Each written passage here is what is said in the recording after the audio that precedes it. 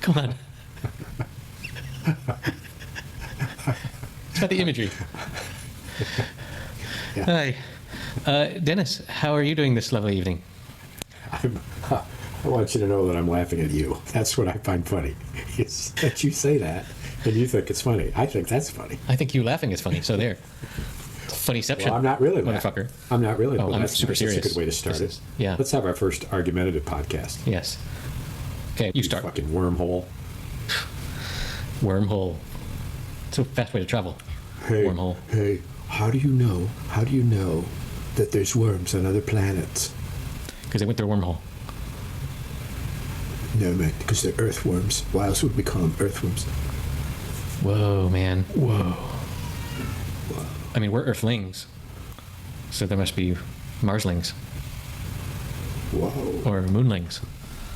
Moonlings, of course.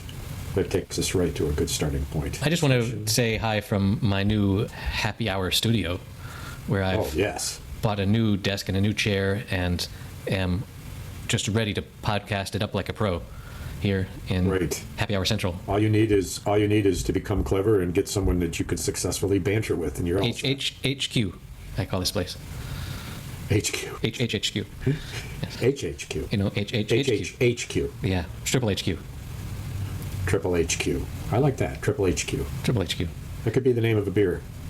It sounds like you're sneezing a little bit. Triple HQ. Triple HQ. I'm not sure. Triple HQ. There you go. Bless you. Gesundheit. What are you drinking tonight? I got some Smittix here. I'm happy to report. I know it's unusual for you to hear me say that, but I saw you drinking some liquid out of a moon white cup. I have a little tonic and gin, some Schweppes. Are you making love to it? Yes. Are you making love to it? I try, but it's so cold that it just shrinks your little piddle down to nothing. I can understand. It's like Billy Joel would be offended. What? So how was it that did I channel surf across and find the moon with Sam Rockwell and then write you about it, and you'd already seen it, and then you mentioned last episode you said, hey, I saw this incredible movie with Sam, and I immediately guessed Rockwell. Oh yeah, he's freaking awesome. Man, I just want to hang out with that guy. He seems like he'd be a cool guy to just sit down and have a beer with. Yeah. And I immediately guessed that it was Moon because that's such a great movie. And so I've since rewatched it. Yes. And I really appreciate those solitude, especially like space solitude. Like I really enjoyed The Martian, both the book and the movie, because of this total solitude where there is just it's up to you. Yeah. It's up to you. Yeah. And so that I was really enjoyed that particular part of the movie, and they have the robot just to give him some. I think you could have cut the robot out of the movie. I think it was just I don't know. I think he still would have spoken to himself and still would have, no spoilers. And 2001 Space Odyssey, you didn't have a robot, you had a voice, which I thought the robot which moved from room to room was not authentic, because of course they wouldn't. I don't know that they would be doing that in 2054 or whenever this movie was supposedly, what year it was. Yeah, that they'd be on a railing moving from room to room. I found that really interesting, the way that there was a particular like slot in the railing that he could cross between rooms. Like, I feel like that must have been a practical effect. Like, I think they actually built that. How about the fact that when he went from one room to another, in at least a couple circumstances I recall, that he had to step over a place where the door hatched. Right. So it was a trip point. You'd think he would have taken care of these things, but nonetheless, the performance and the main theme of as you had pointed out, almost time travel, where there's one of you, and we'll talk a little bit about the little video clip you sent me of the little short of that, because that actually is a good way to segue into the moon. It fits right into this. It's more interesting but that follows up on a conversation we had at least a couple of times and recently. Yeah. So obviously we're going to spoil Moon. Like, you need to go see the movie before listening to the rest of this, if all four of you. So I found this. I was actually the way I found it. I was on YouTube, and YouTube said, "Hey, look at this deleted scene from this comedy movie," and I went and I watched that movie. And then the next video up was deleted scene from Groundhog Day, and there's this scene where he's a pool hustler, Like it was cut out of the actual movie, but he's in a pool hall and he's sinking every shot. And the local tough guy comes over from the other pool table and is, "Hey man, you're pretty good. I haven't seen you around here." And of course, Bill Murray says, "Yeah, I've been playing in here for 6 months. I see you every night." Of course, that doesn't make any sense to the dude. And he says, "Hey man, are you some sort of a hustler?" And Bill Murray says, "No, I don't. But if you want to play for money, we can." And they say, "No, we don't bet money on pool. We prefer sports." And then Bill Murray lists off like the top 10 sports results of all different sports that are going on that day, and it's like, "I'll take the Bucks over the Mavericks, 22 points, etc., etc." Just going over and over all these different things, which freaks them out, and they walk away. Which they probably cut simply because they're trying to get to a movie that's an hour and a half. And it didn't need 6 that, minutes or whatever. but as a cut scene, it's enjoyable for anyone that adores that movie like I do. And I came upon a Bill Murray T-shirt in one of my little secondhand store shopping sprees that I would like to talk to you about what I bought the other day. But it included put that in the parking lot. A used Bill Murray T-shirt that I picked up for $2.99, and I wore it proudly yesterday. I should have worn it today, but my schedule was a little screwed up today. Couldn't prepare. So anyway, and neither could you apparently. But go ahead. Then YouTube saw that I was watching a video about repeatedly what Groundhog Day is about. Is you get to travel back in time and repeatedly attempt to be a better person or to pick up a girl or whatever. So then they sent me to this video that I will put in the show notes. I think at happyhour.fm/118. I think we're up to now, and it's this short movie. I think it won some awards, but the concept is, what if you had a time machine where you could press a button and go back, was it 1 minute or 5 minutes or something? 1 minute. It's called the 1 minute time machine. It had written right on the box. Yeah, right. A 1 minute time machine in the scene. The very first one. So they cross it off. And for sure, I have run this thought experiment so many times because I grew up playing video games where you could save your current state in a video game and then go and try something. Can my character make that jump? Well, I don't know, but I'm going to save first, and then I'm going to go and try it. And if I die, I can restore back to my save position. And wouldn't it be amazing if you could do that in life and be like, okay, I'm going to save now. Now I'm going to go ask for a raise, and knowing that I can always come back to this point if I need to, or I'm going to ask that person out, or I'm going to try and make some stupid jump shot trick. Try out a potential future, knowing that you can reset back to that point. It won't be the future because you don't have to accept it. You don't cross a Rubicon. Exactly. And that's everyone that's ever played a video game, and probably people that haven't have fantasized about that superpower, which is actually, it's never one of the superpowers that my little kids are all the time. Less so now, they're growing older, but they always used to be like, if you could have 3 superpowers, what would they be? And that game gets old pretty quickly. So anyway, the premise of this video is this guy has this time machine that lets him go back 1 minute and start over and try something else.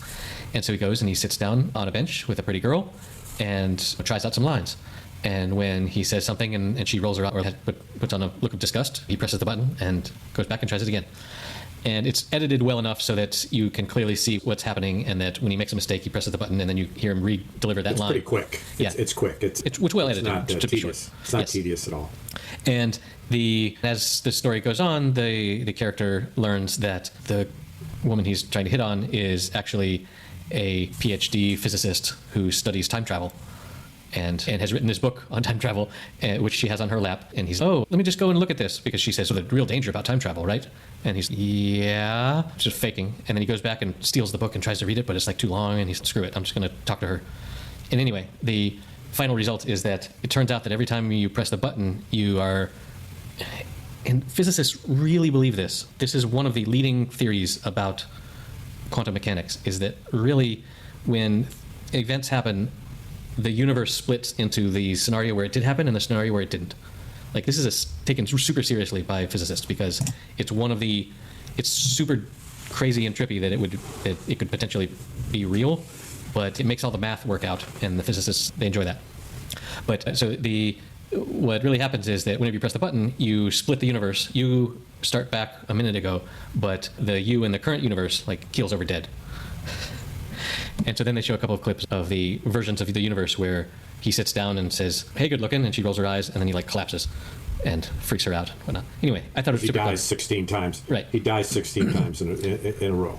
And I won't, unlike, and we won't spoil the twist of what happens at the end, but it's pretty clever. And this totally reminded me of our discussion about transporters in Star Trek, where you thought that, no, you're really transporting all the atoms to this other place.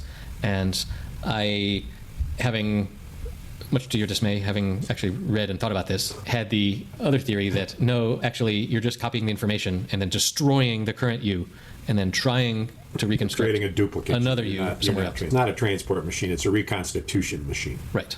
And going back to Moon, there have been many sci-fi stories involving clones, and what if we could create a new one of you, all the way back to that Multiplicity movie with Michael Keaton. Michael Keaton. Yes. Which in fact came to mind many times during the viewing of Moon. Right. Because one of Michael Keaton's characters, were there 5 of him at the height of it, I believe? One of them was a real goofy guy, and while nothing that Michael Keaton did compared anywhere near what Sam Rockwell did when he got goofy in this movie, the scene of most imagery here is when he is a clone, one of the clones that's nearing his end, and he starts to get ragged, that he's confronting and agitating and really pissing off his replacement, which never should have happened, that he got to see his replacement. It's never supposed to happen that way. Right. But there was a glitch and it happened.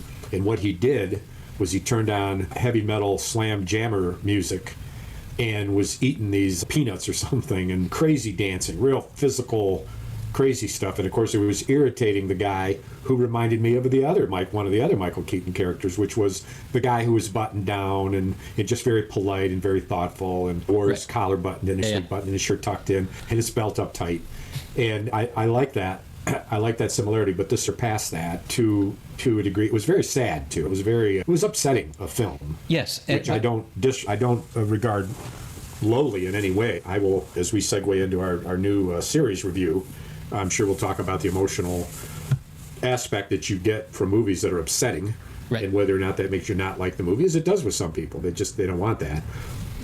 No, I want to be moved by movie, and if it's moving me towards upset, that's just fine. But I really enjoyed, with Moon, I enjoyed the science fiction practicality of, look, it's really expensive to send dudes to the moon. Why don't we send 20 of them? Program them genetically so that they only live for... I think they had some accelerated aging where I think he was more or less dying when he got to age 3, but maybe not. Or we tell them, look, you get in this pod and we'll ship you back to Earth, and then we just don't. They in fact were in this. They were only good for 3 years. Yeah, I think the cloning technology... His deterioration... Yes. The cloning technology was only such that they could make these clones live for 3 years. So they decided to ship 20 versions of this dude and tell him the same story and have him remember all the same training and play back the same, because it's only like video messages that he could receive, because the communications are down. So you can only receive these asynchronous communications from your daughter and your wife. And to figure out that they could string this dude along for 3 years, yearning to get back to his family and his daughter, and then say, okay, climb in this tube, and we'll ship you back. And I don't know. It would have been easier to just incinerate the guy right there, but they had some sort of a mechanism to shoot something back. But anyway, I thought it was super clever as a space exploration. If an amoral way of space exploration. Well, let me ask you this question: what were they mining exactly? What was the harvesters, which were constantly churning up the dust, the deep dust on the moon, the rocky dust on the moon, were apparently harvesting something that created energy on Earth. Mm-hmm. And it was purposely, of course, vague as to what that was. It doesn't matter. Whole point of what's that? It doesn't matter. It didn't really matter. I was just curious as to what you thought. But whatever it was, it couldn't have been making that much money, because if they had to employ this kind of technology, cloning and all this other. Have you seen Capitalism? Like the movie, no. Or the reality? The reality. George Clooney. Why would a huge corporation not skimp on personnel if they could figure out a way to. It's the largest. It's the largest single point of cost of any business is personnel. Yeah. So personnel is. So I showed my wife that Jeff Bezos thing where you have to scroll and see all his worth. Yeah. And we didn't get to the end of it by the time we had to actually speak to other people. But it just makes it's just so gross. And while we're talking about space and billionaires, how all the billionaires are currently trying to get into space first. Yes, and what's his ass? Richard Branson did this past weekend. Right. Get into lower Earth. My wife orbits. said something to me, though, it's not really space. I didn't know what you meant. Yeah. So, look, I'm sorry. If you don't go around the Earth once, you ain't in space. There's some technical definition about when the atmosphere reaches so little particles per cubic meter or whatever, then we consider that outside of the atmosphere. Space. But bullshit. So, yeah, but another podcast I listened to was making fun of Jeff Bezos because when he goes on his journey, and again, remember, this is the sociopath that could solve all the world's problems with a snap of his fingers if he fucking felt like it. He is taking into space on his journey this 80-year-old woman who was going to be an astronaut in the 60s, but couldn't because she was a woman.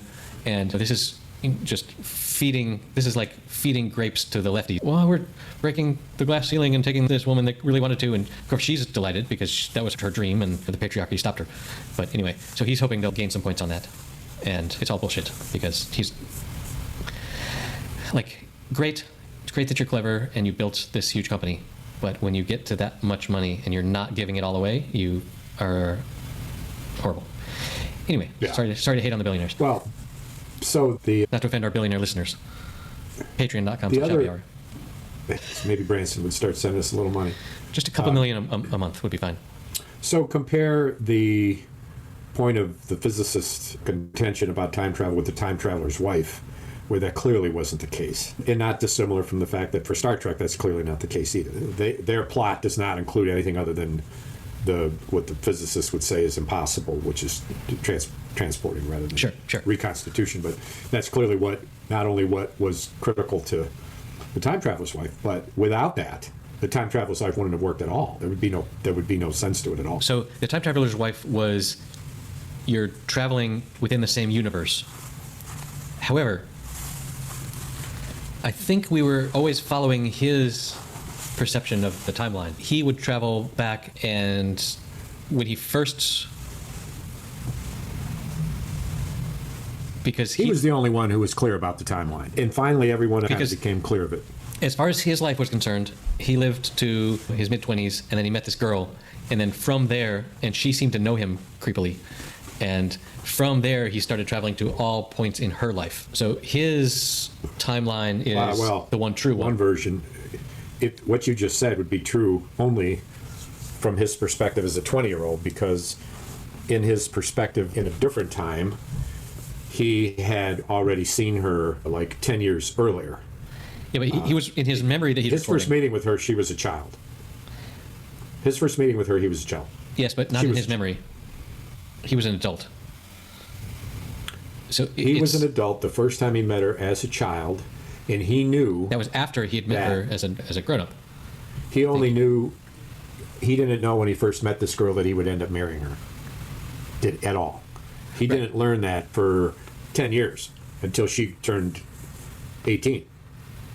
And so the paradox, as it's called, that movie sidestepped was that he, when he was older, could have, as in Back to the Future, he could have given her, as a child, the sports almanac that had all of these sports scores in the stock market, and then she could have taken that and known the future. But they didn't do that because it was totally an emotional movie. They didn't have any of that. They didn't have any of that changing the future based on travel to the past. Like, the future was changed because she knew him and was in love with him already. Yes. So that part was changed, but it was only emotional. There was no way to... The premise of the movie really relied on a lack of prediction as to when it might happen. So he never knew, although he was terrified of it, he never knew that it would just happen. Right. Again and again. For all he knew, it might stop happening. He was in a total chaotic situation. His life you end up naked somewhere, right? And that's happened to all of us. Every time. Yeah. Yeah, and so the kind of emotional piece of that, very different from the emotional piece of Moon. When the clone who was past his 3 years was obviously deteriorating, what we otherwise would call dying. He became such a sad character, and this was the difference with this movie than any other we've ever talked about, is that the emotional toll on him when he found out that his wife, who he thought he was going to go back and see because his 3 years was up, had been dead for quite a while, years.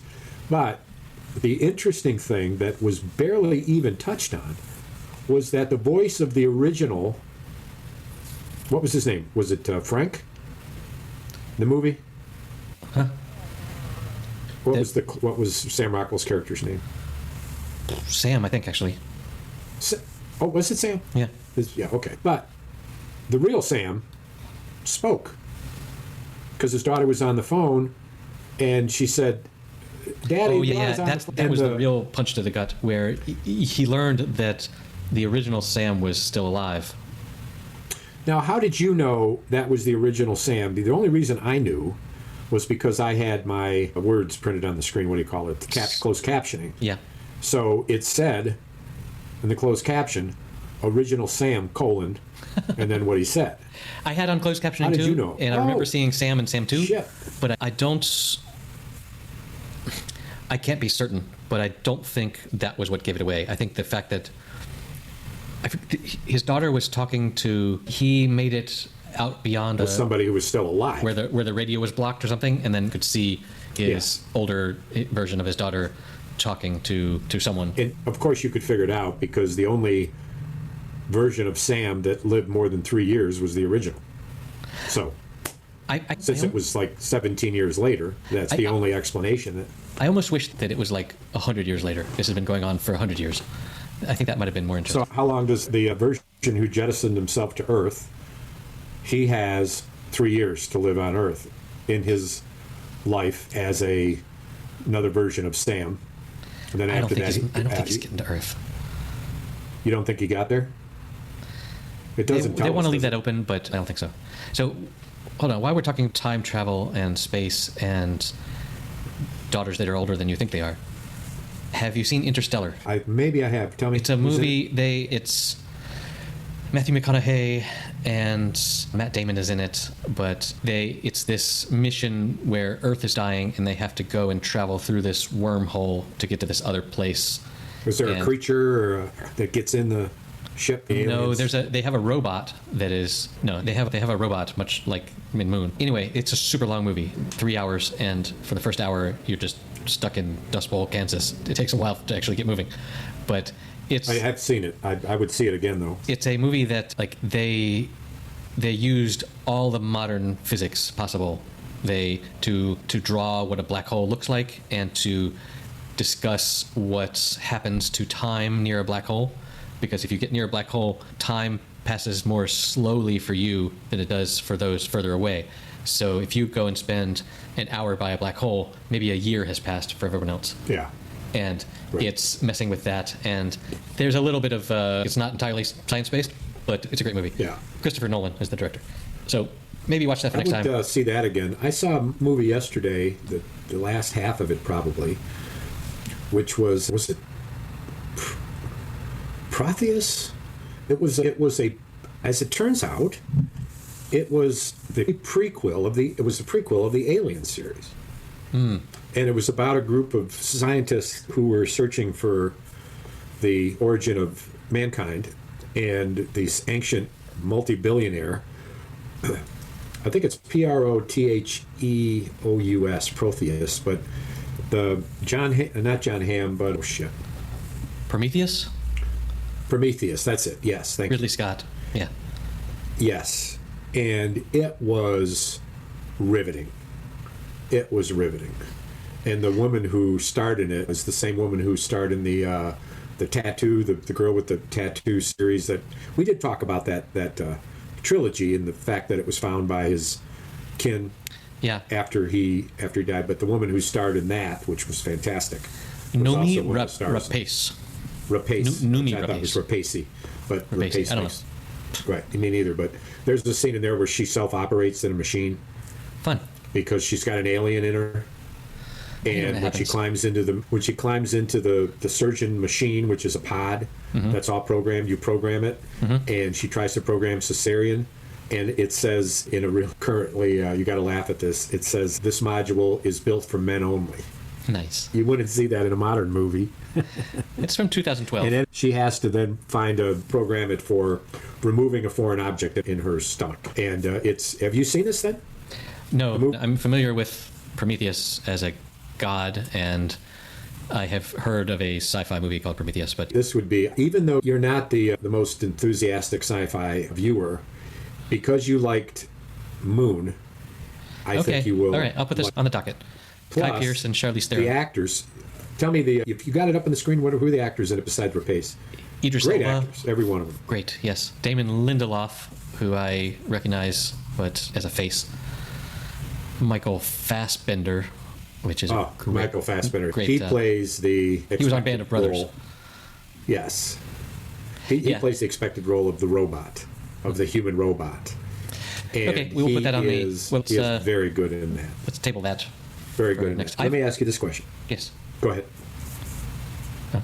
I just wanted to point out that I have done the other bit of homework. Which is? The Little Things. Oh. But go ahead with your question, and let's get back to the Little Things. No, because I want to talk about our new series, but that's a bit of new business. Let's continue with old business. Our new series. So, what did you think? Scale of 1 to 10. Okay, look. It's 3 Oscar-winning actors. I loved it, but I adore the, sort of like in True Detective, I adore the homicide detective mental health story. I really love those. And there's so many of those. That's such a cliche, but I love that. And these 3 actors are just fucking fantastic. And what struck me about Denzel and the other thing that I love is that I love movies that don't tell you the answer. Like we've discussed before. Ever. We've discussed before how, like in Inception, where they leave you watching the little top spinning and then they cut to black, and some people hate that, but I love that. I love that you don't know. Why could they leave us hanging? Oh right. Man, I hate it when they. And I'm like, no, man. That's the that best. Makes you want to think about this movie for a long time. What I enjoyed about it was it is Denzel Washington's most recent role, obviously, at an age and a physical look to him that is he's in his 60s. I would assume. I don't know. His face is pretty round, and he's gotten bigger and he's gotten older. And they were like, "This is you. This one is in your body, your current body, your age." They didn't say to him, "You got to get ready for this role." They said to him, "Let yourself go a little bit." Probably. Right. I don't know that if I saw Denzel Washington on the street, I would say, as I would say about this detective, that he was a bit overweight. And Jared Leto super famously lost all that weight for his Oscar role in Texas, whatever. And that was Matthew McConaughey. Yeah, that was Matthew McConaughey. Yeah, but that was his Oscar, though. His Oscar was for the transgender. Wasn't it that movie, though? Yes. Yeah, okay. Dallas. It was called Chainsaw Massacre or something. Yeah. Dallas. No. Yes, the Buyers Club. Damn.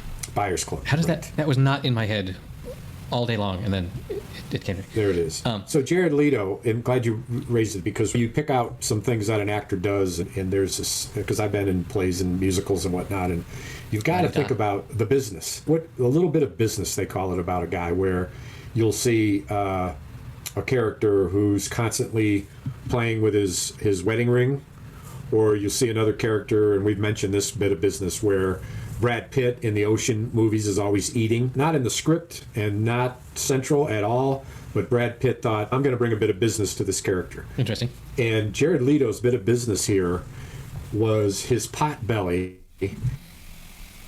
and his amazing... This is in Jared Leto's walk. Yeah, that walk was... But if you remember the swinging arms and the fat belly that he walked, it was unique.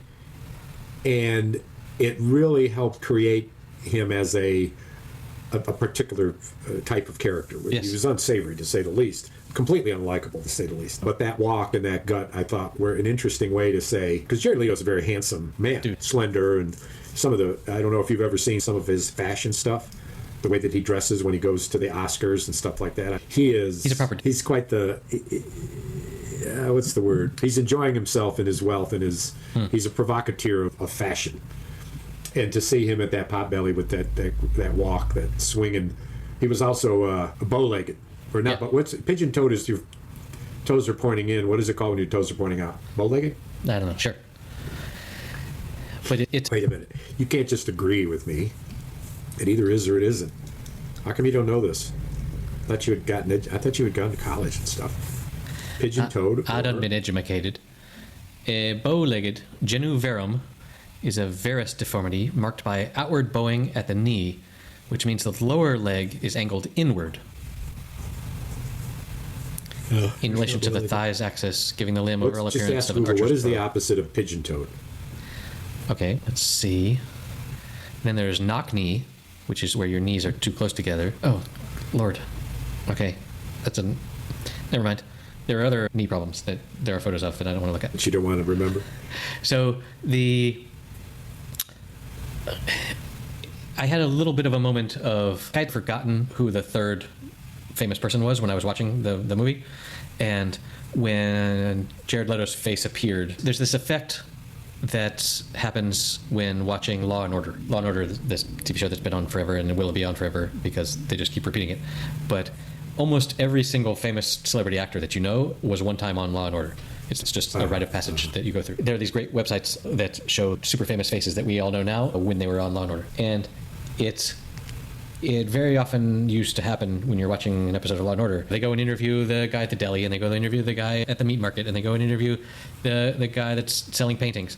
And the guy that's selling paintings is an actor you've seen before. Therefore, he's the killer. That's like, it's just, it gives it all away because you have a sense of who the good actors are that can act as the guilty party. Who is the third Academy Award winner in Little Things? Jared Leto. Who was the first and second then? I know Denzel Washington. He won for the Queen. Rami Malek, of course. Yeah. Yes. But he appeared second in the movie, and then Jared Leto was the third.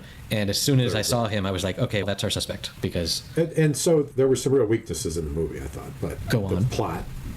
The idea that the Detective Ramick's character would end up losing it and killing the dude with the shovel was. Damn. I don't know spoiler. if there was enough. I don't know if there was enough building up of that. You would have thought, in hindsight, there would have been another couple of scenes to let you get the inside that this guy had a temper that was out of control sometimes. He certainly did a nice job making it clear that he was desperate. But True. I don't know that just anybody's going to take a shovel and swing and hit somebody in the fucking head with it. Look, so I don't know I don't think that murder was his intention in that moment. But no, not at all. He hit the guy. But that whole scene was disturbing to me. Like, it looked like the Jared Leto character was like creeping up and was clearly within arm's reach of the detective's firearm, and was just there, just taunting. And I thought he went to commit suicide.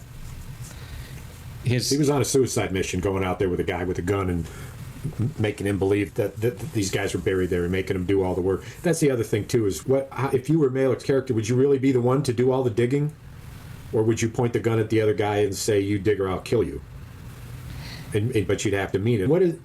And then exhaust himself. And I was getting worried about all the exhaustion too, because I thought, look, you're getting super exhausted. At this point, this guy who is way less fit than after you've dug 15 holes, he could probably knock you over and take your firearm or abandon you there or whatever. But did you think Leto's character was the killer? That's the $1,000 question. I don't. Yeah, no, I don't think so.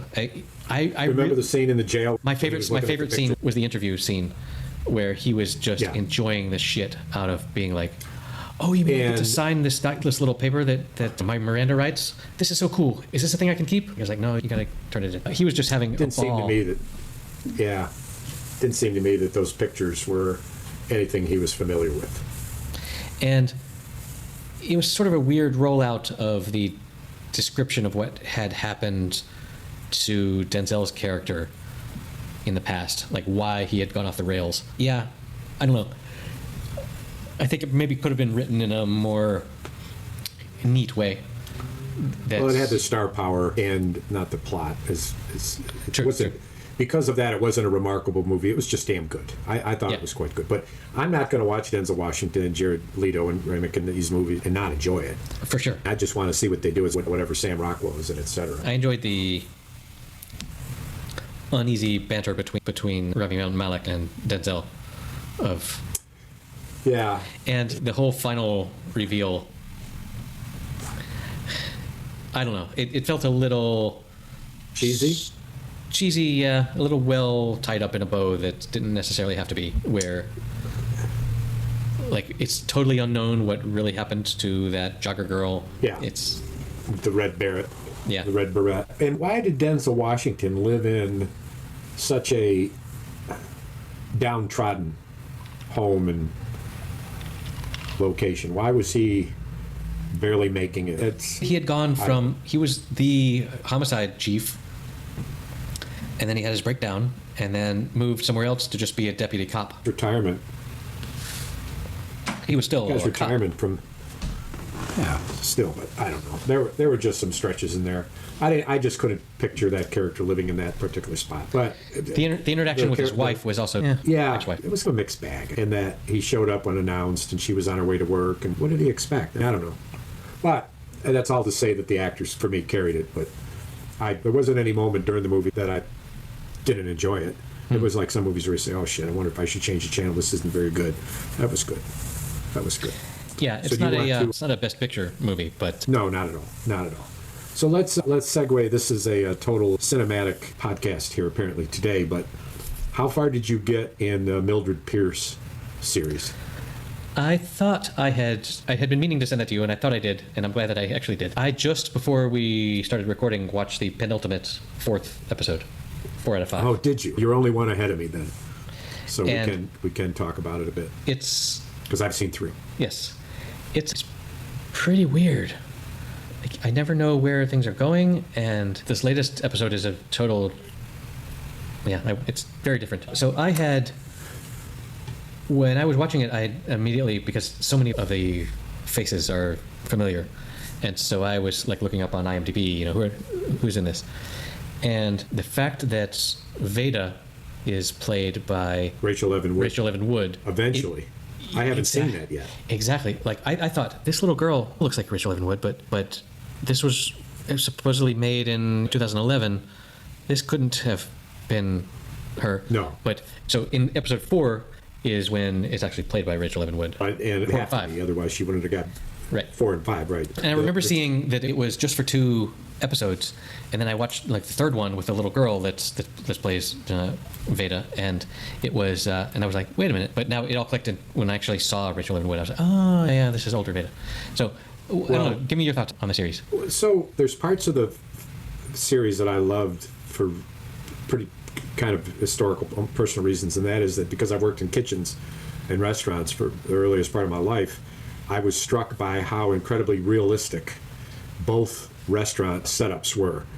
The tension, the arguing, the bickering, the challenges of serving food, Should you say hold the whatever, not the without whatever? Yes. In the wrong door, out the door, and the chaos that ensues when you think you're ready and you're never ready. And the whole thing about when the shit hits the fan, the life of a restaurant over a 12-hour period is something I'm just very familiar with. And when the shit hits the fan and the place is full, it's going to be crazy for a while. And everybody's going to work a long shift to get ready for the next day because you've got to be clean and ready to go. You don't save the dishes that are piled up. But not clearing the tables on time and all that stuff, and the way that a restaurant woman, who was the woman who also was one of the stars of our other series we watched, the Stephen King adaptation. Yeah, the Outsider. The Outsider. She played the wife of the detective. Yeah, okay, yeah. So many people in this show are familiar to me. And the way that she put on her apron, because she was sitting out there watching what was happening, and she knew things were falling apart, she went in to help, and she wasn't the only one. So I liked all that, and of course, the acting is pretty damn good, as you would think, given the star power. I had a couple issues with the plot. I'll talk about them in a minute, but anyway, I'm going to watch it. I'm going to watch the final 2 tonight, and then go to the next one. I've got a recommendation for you for next week. The Veda character... I don't like her at all. She's, and how could you be so common, mother? Like, fuck off. I'm your mother. This is who we are. Just such a little bitch. The way that the mother hits her And in the scene where she hits the mother back, that was a little bit of the plot thing where I thought, that doesn't work. This is a mother who slaps her kid a couple of times, puts her over her knee when she's 13, and spanks her in a totally ridiculous way because it couldn't possibly. But then when she gets slapped, she just goes into it. You would think that it would have turned a little bit more violent. That she would have hit her kid again. It just didn't quite work. But an interview with the director would indicate that the introduction of character Veda as a character, the way the first episode ended, with a head of through the window screenshot of the back of her head, so only the viewer knew that she had heard everything there was to hear about her mother being a waitress. Nobody else knew that. That the director said that he wanted to end that episode with people saying, wait a minute, the daughter has got a bigger, what kind of a role does she have in the future here? This was a little spooky, a spooky thing, like, I don't know, there's the daughter listening, and I can see how that unfolded. Fascinating. I think Guy Pearce does a great job. He plays a great playboy and very authentic, I thought, believable. Much in this, I found myself really enjoying the cars, not only in this, but in The Little Things. The 1990 cars. Yeah. I was like, yeah, that... And in this case, 1935, 1934. 1931, yeah. And here's a plot thing that you just jogged that I hadn't remembered, was it her car that she got from her husband, two things. One is that it looked like a brand new car. Yeah. That didn't make a lot of sense. And when he gave up the car, he didn't take anything out of the car. It was as if, unlike you and I don't know about you, I don't think you drive much, but my car's full of my shit. Mm-hmm. I would need 3 or 4 boxes to get the stuff out of my truck that is in my truck all the time. And not that a car's like that, but if my wife were to say, hey, I'm going to sell the car, I'd say, okay, I clean it out, and I have 4 boxes full of stuff. He didn't take anything, not even nothing. He walked away without it. Maybe they didn't carry that much shit. To me, but wouldn't there be something, a code, or I don't know. But I don't know. It's just one of those things where I thought, that's a little sloppy, not as realistic as it might. And later she says, my car, it drives. Well, it's better than just a car that drives. It looks like a brand new car. You scored on that. Yeah. I was hungry throughout the movie. I wanted to eat their chicken really badly. It looked fabulous. That was the other thing about the restaurant stuff. The stuff that she was cooking in the opening, the pie, which of course you didn't know it was her when you start with. That's some real shit there. And the way that they made their chicken, that's some real stuff. Very, very authentic. It was almost like it's more of a foodie movie actually than anything else. There you go. But the idea that she had about serving just chicken and waffles and all the things that she said is certainly what I've learned in the restaurant business. It's exactly right. It was brilliant. And there was a moment when you didn't know if it would work or not. I said, oh my God, is this going to take a twist now and this is going to be unsuccessful for her? It was really good screenplay in that screenwriting in that particular part when the tension was mounting about her. So far, I finished every episode being like, whoa, I would not have predicted that. Yeah. It goes in different directions. But isn't that going to be the case more in a series that's only 5? Yeah. As opposed to 8 or 10 or 12 or like a Billionaire or one of those that, as far as they're concerned, Succession, there will be no end. Ray Donovan, 11 seasons. And when you have that kind of time, you don't. Sure. And her American accent is just freaking perfect, of course. But that's to be expected at this point. She's pretty perfect. Melissa Leo is also, I just love her as an actress. I've never seen her in anything that isn't good. It's another one that the acting is helping it get over some minor weaknesses, pretty minor script weaknesses. And since I'm only 3 in out of 5. Yeah, it's been very nice. And what a lovely conjoining of Mayor of Easttown with Gajillionaire, with Rachel Evan Wood or whatever. And then also the rejoining of Guy Pearce. Exactly. Right. It's nice. Like when I was reading reviews of Mayor of Easttown, they very often would refer back to this. Like they rekindled their on-screen romance from Mildred Pierce. Yeah. Yeah, she was quite young. How old? I wonder how many years. This was 10 years. I think it was 2011. I think. And of course, was one in a many where I've mentioned to you before. She's never been in a movie where she didn't take all of her clothes off. Not to disappoint. 3. Hold on.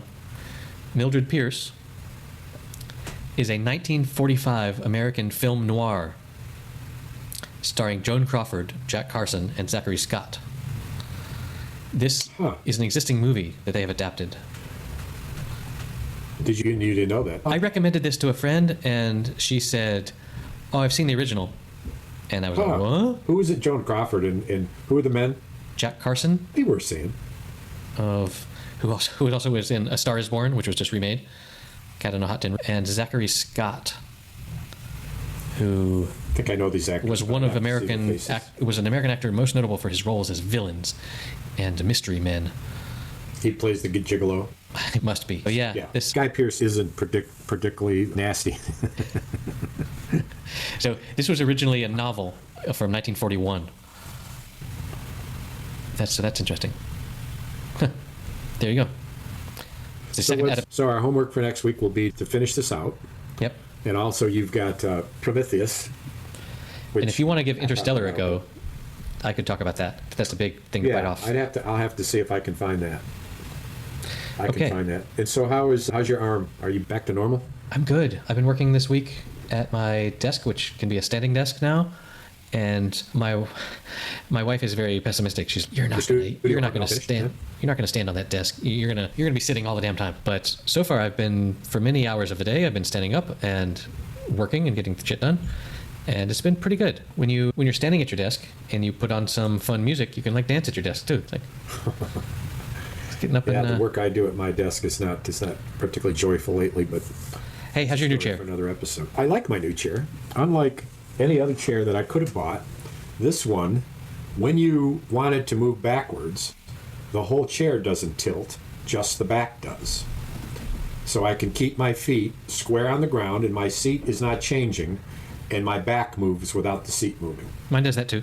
And yours does that too? Yeah. I had to test. So when you to rock confirm. back, your knees don't go up in the air? No. If I really get into it, I could.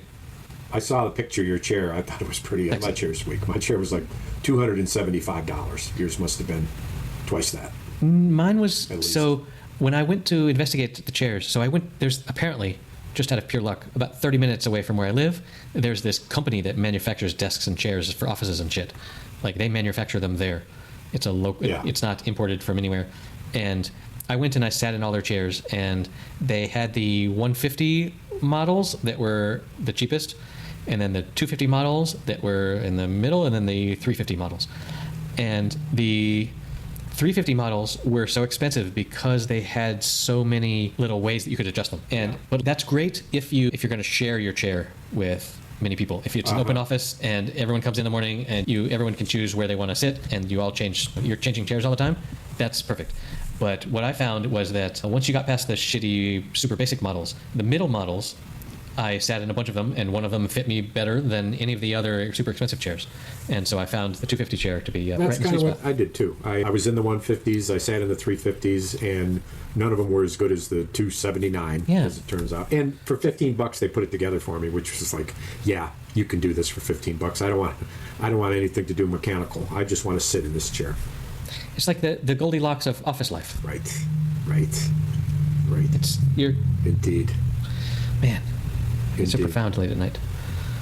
It just happens. Well, my friend, I'm moving toward my dinner. I once again, I've had walleye, fresh caught, Lake Erie. Sent you the pictures. Mm-hmm. And we had guests. A friend of mine lives in France is here. Her husband Enchanté. travels to Geneva over the French border every day, 40 minutes, and drives to work. And met for the first time her darling little daughter, who's 3 years old. She's friends of my daughter's. And I love kids, and we hit it off. We just hit it off. Perfect. And French, perfect. And her mother speaks probably 5 languages. She grew up in Israel. I hate people like that. Speaks Hebrew, and just astounding. They're a remarkable couple. But I was saying that I hate husband, who polyglots, love. not anti-Semitism. Polyglots. Wow. Whoa. She's a polyglot. Would you use me? Sounds medical. Yeah. What's wrong? I had a glot, and then I got another one. Now I get like polyglots all over. You can go and tell. So that was fun. So we cooked walleye, and the darling, who her mother said, I think she'll try it. She doesn't eat much fish. She had 4 pieces, little pieces, but she had 4 pieces. And she looked at me. She said, "This is just delicious." And I Wow. said, "Would you like more?" And she said, "Oh, please." Europeans, am I right? God. So that was a fun afternoon, and they were out in the pool and playing around, and we got this little plastic track we put together with a little wagon on the top of it. So it goes down, up and down, and then goes on the pavement, and she was afraid to do it, and I taught her how to do it, and within 5 tries, she was carrying the little cart up herself and putting it on and jumping on and making cute. herself go. It was this great little growth moment for this 3-year-old. Anytime I'm interacting with kids, I'm just so grounded. I'm not in my head. You know, it's what's happening. You got no choice. You got to pay attention. No, kids are present in a way that it forces you present. to be Yeah. centered. You can't be worried about your Yeah. taxes. You Yeah. have to just be worried about what color flower that is over there. My granddaughter was doing some chalk on the pavement and decided that she wanted to chalk herself different colors. And so that got to be a funny thing. And it's just lovely to have an afternoon. I took the afternoon off. I'm working when I want kind of thing lately. So it's been kind of fun. So next week, bro. I'll see you if you'll see me. I'll see you in the funnies. Do your fucking homework next time. Good God. Hey, watch 2 fucking movies. Good fucking Christ. Man. All right, that's it for episode number 118. You can find the show notes at happyhour.fm/118. We can find links to the miniseries that we talked about and the movies, and there's little YouTube clips that I shared with Dennis. And you can help support the show at patreon.com/happyhour. We would love for some help. And we'll see you next week.